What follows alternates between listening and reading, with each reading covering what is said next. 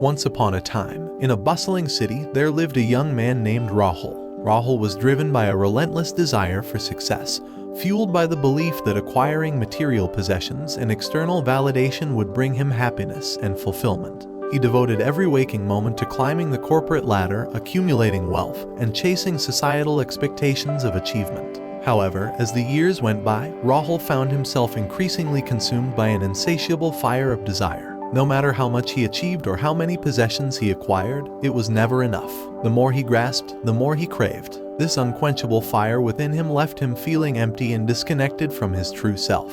One day, as Rahul was lost in the chaos of his life, he stumbled upon a serene garden nestled in the heart of the city. Curiosity piqued, he entered the garden and found himself drawn to a solitary figure sitting under a bodhi tree. It was a wise old man who radiated peace and contentment. Intrigued by the old man's aura, Rahul approached him and asked, "Sir, how do you find such tranquility in this world of chaos?" The old man smiled and replied, "My dear friend, peace is not found in the pursuit of external desires. True contentment lies within, in discovering the fire of desire and learning to transform it." Rahul was puzzled. He had always believed that his desires were the key to happiness. The old man continued, "Desire is like a flame. If left uncontrolled, it can consume you entirely. But if you learn to harness its power, you can channel it towards a higher purpose." Intrigued by the old man's words, Rahul began visiting the garden regularly, engaging in conversations with the wise sage. He discovered that the path to true fulfillment lay not in amassing possessions, but in cultivating qualities such as compassion,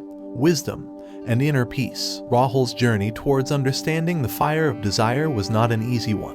It required him to confront his own insecurities, fears, and the emptiness that had plagued him for so long. Through meditation and self-reflection, he started to gain insight into the root causes of his desires and the ways in which they had imprisoned him.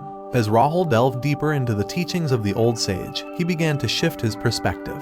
He realized that material possessions were fleeting and could never provide lasting happiness. The fire of desire, once a destructive force, gradually transformed into a catalyst for personal growth and self-discovery. Embracing a new way of life, Rahul dedicated himself to helping others. He started volunteering at a local charity, using his skills and resources to make a positive impact on the lives of those less fortunate. Through acts of kindness and service, Rahul discovered the joy that arises from selfless giving. Word of Rahul's transformation spread throughout the city, and people started seeking his guidance. He shared his newfound wisdom, encouraging others to examine their desires and question whether they were truly aligned with their authentic selves. Rahul's journey had a ripple effect on those around him. People began reevaluating their own priorities and redefining success in terms of personal fulfillment rather than external validation. The city, once consumed by a culture of materialism, witnessed a gradual shift towards a more balanced and compassionate way of life.